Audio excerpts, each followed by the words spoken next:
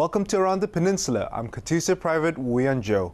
An incident involving U.S. military town patrol arrested Korean civilians on Thursday, July 5th, outside Osan Air Base.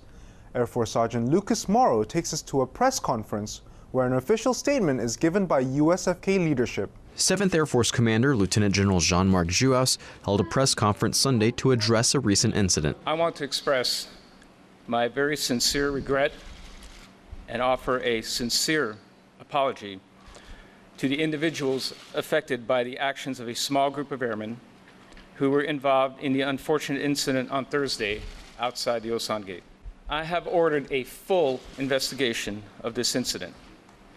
The individuals involved have been suspended and will not perform their normal duties until the investigation is completed. We are working closely with the Korean National Police and have provided witness statements as they requested. I met with my Foreign Ministry counterpart on the SOFA Joint Committee, Director General Lee Baek-sun, to exchange views and offer our apology. I also met with General Thurman, the Commanding General for U.S. Forces Korea, and received guidance from him regarding the investigation into this incident. We will thoroughly evaluate our town patrol procedures and ensure that they are in accordance with SOFA and USFK regulations and guidelines. I apologize profoundly to the individuals involved and our community. General Jouhaus adds there is no future plans to enforce town access restrictions. Air Force Staff Sergeant Lucas Morrow, Osan Air Base, Korea. Leadership adds that they're working closely with local authorities on the investigations. July 3rd marked the 62nd anniversary of the first engagement of UN forces against the North Korean Army in the Korean War. Senior Airman Brayton Metzger takes us to the annual memorial ceremony. There is a strong bond between all service members, active duty or retired. Serving in Korea, one can also see the bond between U.S. and Korean service members. At the 62nd memorial ceremony in honor of Task Force Smith, both countries come together to honor those who fought in the first engagement of U.S. forces in the Korean War. Every day I look at the monument and I think about what those guys went through sitting on this ridge. And no, it doesn't diminish. If anything, it gets stronger each time. Even though Korea has changed substantially in the last 60 years, the feeling of respect is still passed down to new generations of soldiers. You know, I was so happy, like, I get to meet these guys who fought for our country before, and now I'm doing it myself. Remembering the sacrifices that were made is part of the common bond that brings all generations of service members together. Remembering, you know, we have all ages, as you said, from the young PFC to people that actually fought here during the Korean War. There's that common bond, and the bond is stronger each time, you know, that we see each other in remembering. It helps tie us all together. Senior Airman Brayton Metzger, Osan City, Korea. Representatives from both the U.S. and Korean military, as well as local officials, spoke at the event. Maintaining mission readiness is often reinforced through rigorous training.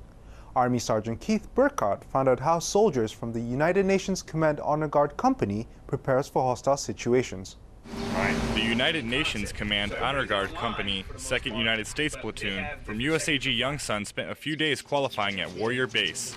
We're conducting M9 shoot house training, basically dynamic room clearing here at New Mexico Shoot House Range. Shoot house training to keep a firm grip on their operational capabilities. Some of these guys haven't had anything like this since basic training, and nothing like this, nothing this specific. So I think it's new for them, something that they can take away from here and, you know, feel good about. After hours of practice, and before going live in the shoot house, 2nd U.S. Platoon took a breather and conducted a little extra NBC training. And you're good to go!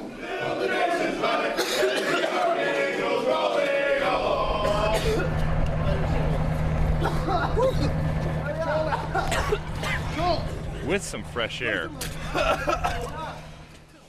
the training came into perspective. I think it's very important for us because, I mean, we need to know how to maneuver and work as a team and just be able to know what would you do if something did go down, and in that instant, how would you react? Army Sergeant Keith Burkhardt. New Mexico Range, Korea. The UNC Honor Guard Company, 2nd U.S. Platoon, conducts shoot house training quarterly. USAG Red Cloud holds town hall meetings to address and better understand Area 1 programs and services. Specialist Ali Cooley has the story.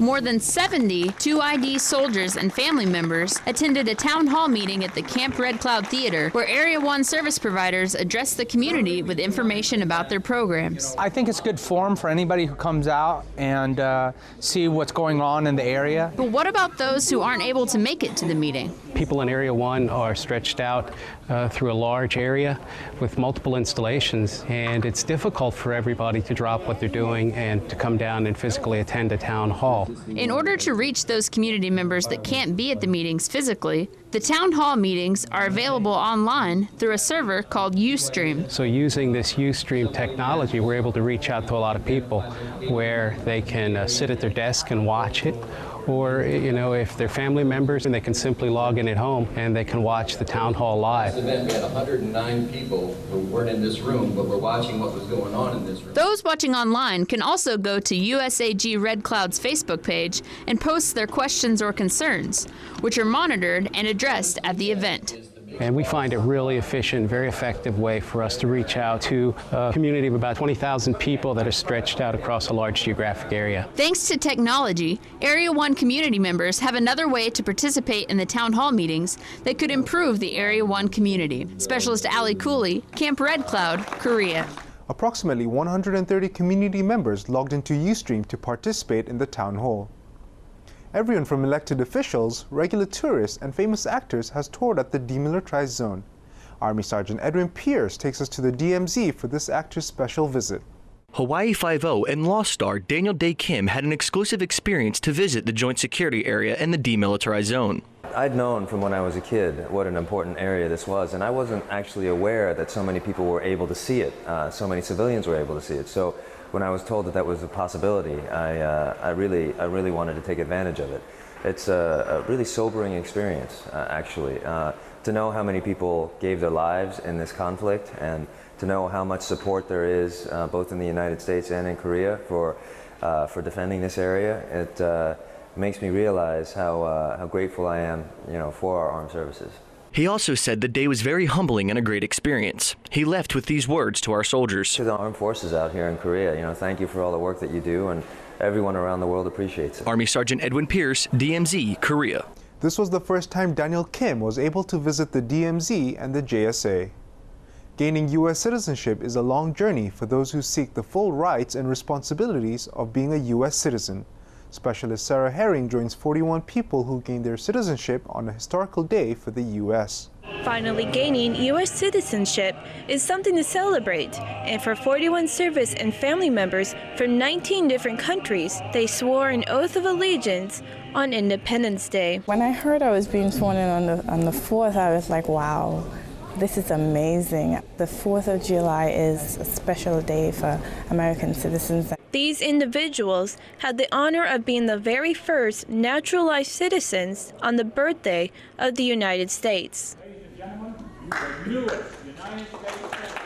I'm very proud. I'm just happy to be able to give back to a country that has given so much to me. Not being a citizen hindered me from a lot of opportunities. Being a part of the United States Army and being now a United States citizen, it opens up even more doors for me. Brigadier General David Conboy, Deputy Commanding General for 8th Army, presided over the ceremony. Well, it was really an honor and humbling to have the opportunity to speak at this event. The sacrifice that they've already made for their nation is just incredible, and couldn't happen on a better day than the 4th of July, our nation's birthday. After the presentation and pledging allegiance, the candidates were shown a video of President Barack Obama congratulating the new citizens of the United States. Specialist Sarah Herring, USAG Osan, Korea. You can go on the U.S. Citizenship and Immigration Services website to learn how to start the process to apply for U.S. citizenship.